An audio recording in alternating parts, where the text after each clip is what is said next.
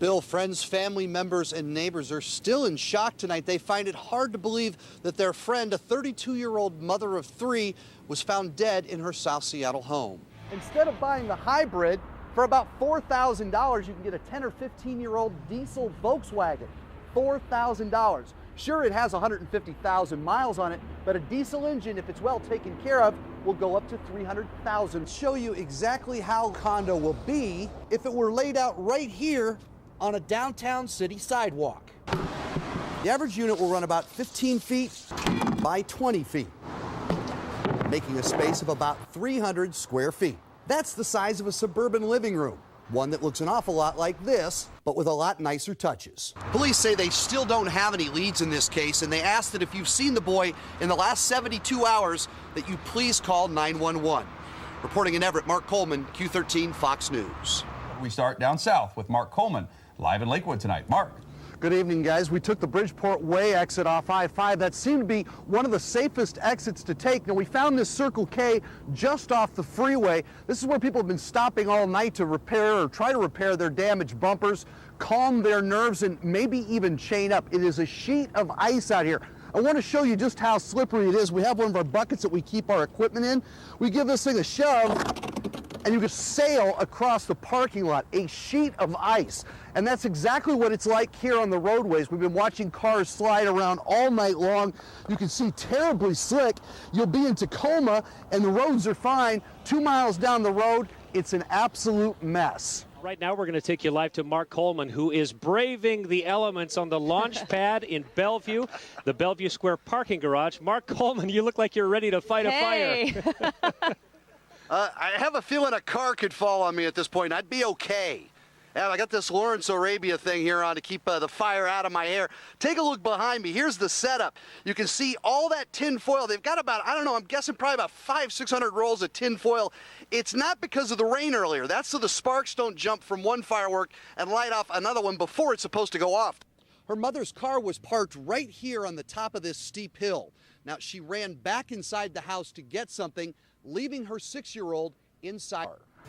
Good evening, everyone, and thanks for joining us. I'm David Rose. And I'm Laura Yamada. We have team coverage on tonight's developments on the shooting rampage. Q13 Fox News reporter Jennifer Kabala in Mount Vernon with the latest on the investigation, and Roxanne Vainuku has more on Sheriff Deputy Ann Jackson. But we begin with Mark Coleman in Alger, who talked with a shooting victim whose wife did not survive the rampage. Mark.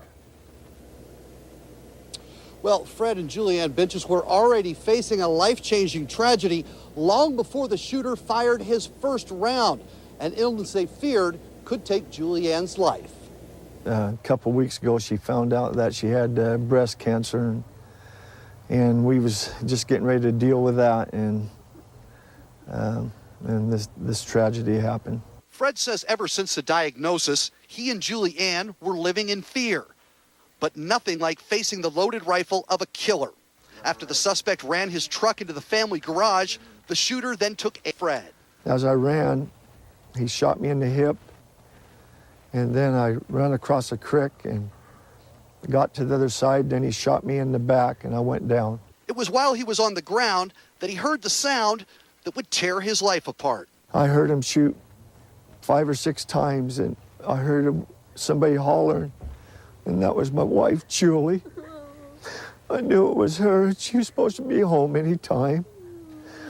And he just executed her. Julianne Benches was a 48-year-old mother, sister, and daughter. She worked here at the Food Pavilion in Cedro-Woolley for 31 years. Today, a memorial stands at the front of the store. Friends of this well-loved woman make donations and stop to say a few prayers. Friends say Julie was a caretaker. The first up, the last to bed, never eating her own plate until everyone else was fed. But the biggest heartbreak of all is for Fred. He took I don't even want to live, but he says I got a lot of family. I know, but she was everything in the world. Nobody knows. Everybody knows what she was like. And she was my lover, my wife, and my best friend. She was my shadow. Where I went, she went. Now, Fred was struck by 2 of the shooter's bullets. Fortunately, Both those bullets went in one side of his body and out the other. Doctors say he'll be fine, but it's going to be a little bit of a road. Now, if you'd like to make a donation to the Binches family, you can do so at any People's Bank throughout Skagit County. Just tell them you'd like to make a donation to the Julie Ann Binches Fund. Reporting live in Cedro Woolley tonight, Mark Coleman, Q13 Fox News. Right now, Q13 Fox News reporter and meteorologist continues our live team coverage. He's in Marysville, where one driver had a bit of a close call this morning. Morning, Mark. Indeed. Good morning, Lily. In fact, we just had another one right behind us. Let's go ahead and take a look at this first. This GMC coming around the corner just a moment ago. A little too fast. That's what they tell you all morning, the state troopers, the police department. You got to slow down. That guy just flying. Now, fortunately, the cars behind him actually had enough room to pull out of that, and he's still having a hard time getting turned around. We have seen this all morning long, but we want to show you right now our closest call of the day. Take a look at this sport utility vehicle on the edge of a very high perch, about a 15 to 20 foot retaining wall. He was mere inches from going over the top there. Ryan Riley was on his way home from work when he lost control after tapping his brakes in an intersection. This is where his truck ended up. You have to wonder what was going through his mind. I thought I was like dreaming or something. Like, I didn't think it was actually happening, you know. I didn't really know what was going on until like 10 minutes after looking down at that ditch. Then I decided to call, 911. They said they were busy. Finally, he got his parents to come out. They arrived before police. That's because Marysville PD was fully booked. Their phones ringing off the hook this morning. All 7 units attending to accidents across the area. This happened on Quilceda Way, just below the overpass. The freeways this morning, not too bad. Things moving at about 35 to 45 miles an hour. But all of these side roads, 3 to 5 inches of snow on top of icy roads. That's what happens. You have to be traveling slow out there. Police going past me right there, following somebody going a little too fast. It continues this morning. If you have to come out here, make sure you have traction tires or chains. The going is still very rough. Reporting live this morning, Mark Coleman, Q13 Fox News. Mark, before we let you go, in the cars that were going behind you there, we could see the sheen on the roadway. It looks like a hockey rink behind you there. It really is. We had the ice earlier, Mark, then the snow on top of it. The snow stopped for a while. As the cars go over it, the snow melts. Well, it eventually freezes against you. You've got ice, snow, and ice, and that's pretty much what we're looking at least on the side roads this morning. Right, Mark Coleman, live in Marysville. Thanks so much for that live report, Mark. Bill, friends, family members, and neighbors are still in shock tonight. They find it hard to believe that their friend, a 32-year-old mother of 3, was found dead in her South Seattle home. Maria Lopez says the father of her grandchildren told her on Friday that he was going to kill. I'm going to kill a 3 person, and then I'm going to kill myself. That's what he say. Tonight, investigators are searching for Angel Blanco. This afternoon, Blanco called his children and told them not to come home to the house from church. Left the message to her daughter, and he say, don't come into the house. Go with your grandmother. According to the victim's sister, Blanco and the victim have fought often, but never physically. There were just been arguments, but no hitting, no physical violence or anything, just arguments. Oh, no. Family members hold each other as they try to comprehend the tragedy. A hardworking mother of 3 with 2 jobs suddenly gone. The victim's sister, Elizabeth Lopez, tries to find the words to describe her pain. Really, really bad. Just, I lost a sister.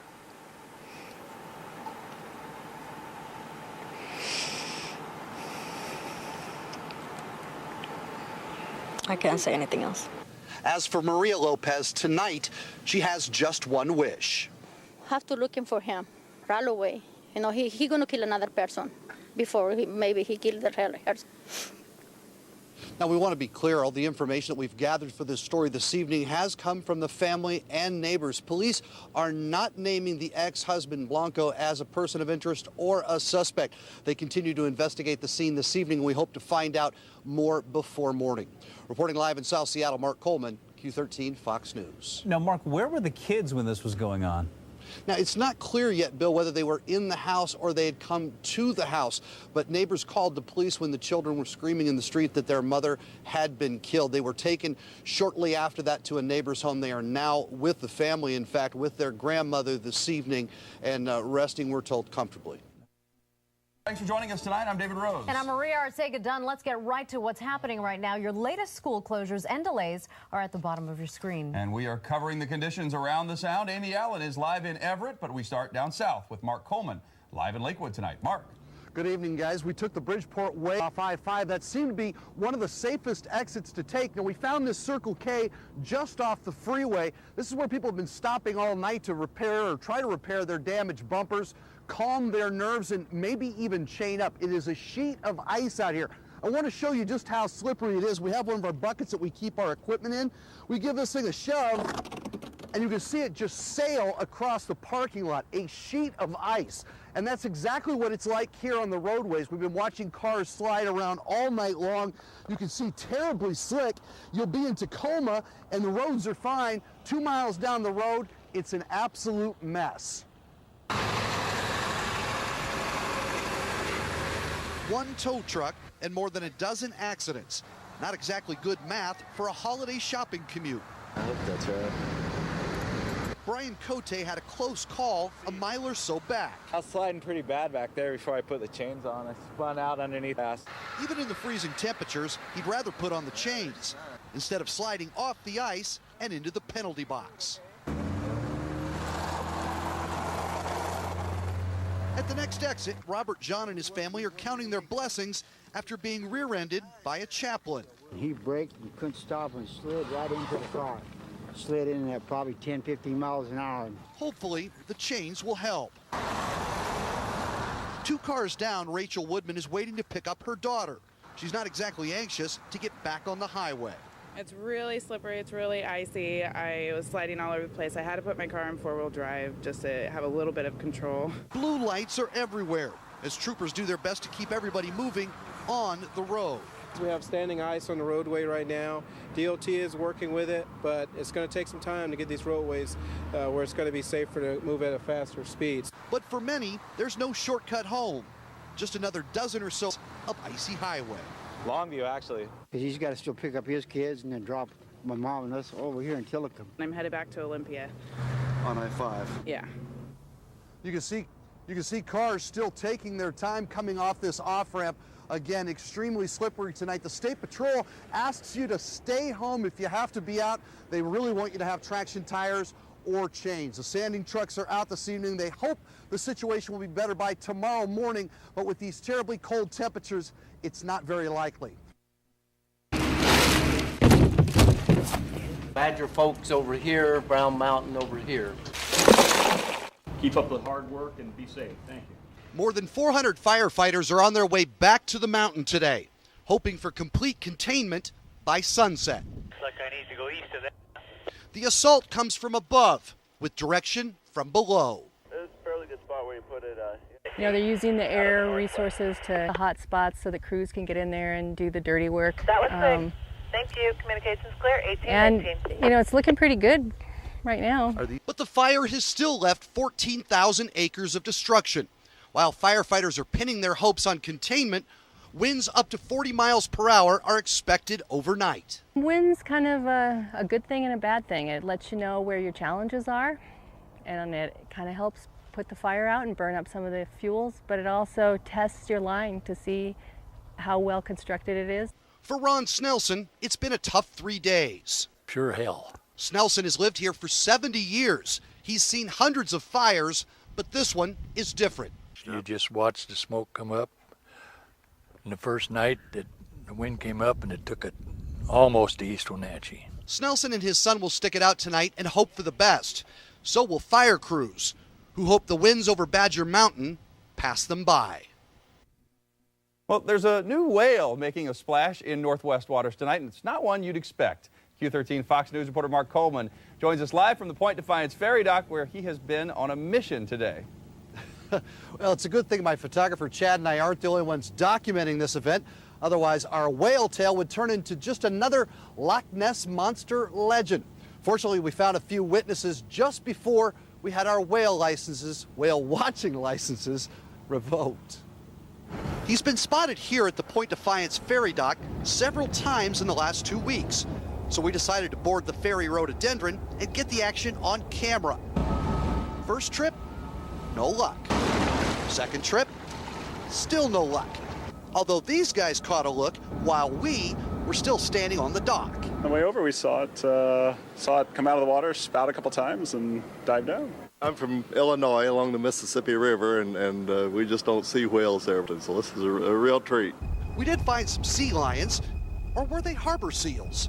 Maybe people were mistaking a harbor seal for a humpback whale. Initially, we weren't sure what species. It sounded like a humpback whale. One of our researchers, Aaron Falcone, went out yesterday, got good photographs. We've been able to confirm both with those photographs and some of the other sightings that it is an adult humpback whale. Okay, so the experts have pics. They say it's a teenager. Maybe that's why it's so stubborn, giving us just a quick peek right here. According to researchers, this is the third time a humpback has shown up in these waters in the past 5 years. Very rare, even for a species that's beginning to make a comeback. Neighbors say the whale has been breaching the water in the morning hours, even singing. Now visitors just sit and wait. I'm going to wait as long as I can. So I really would like to see it. I'm hoping it might take a little peeker. Wave at me. Scientists say the whale appears to be in very good health. He's here because the eating is good. Lots of fish here in the bay, so we'll call the whale's condition this evening fat and happy. Reporting from Point Defiance Park, Mark Coleman, Q13 Fox News.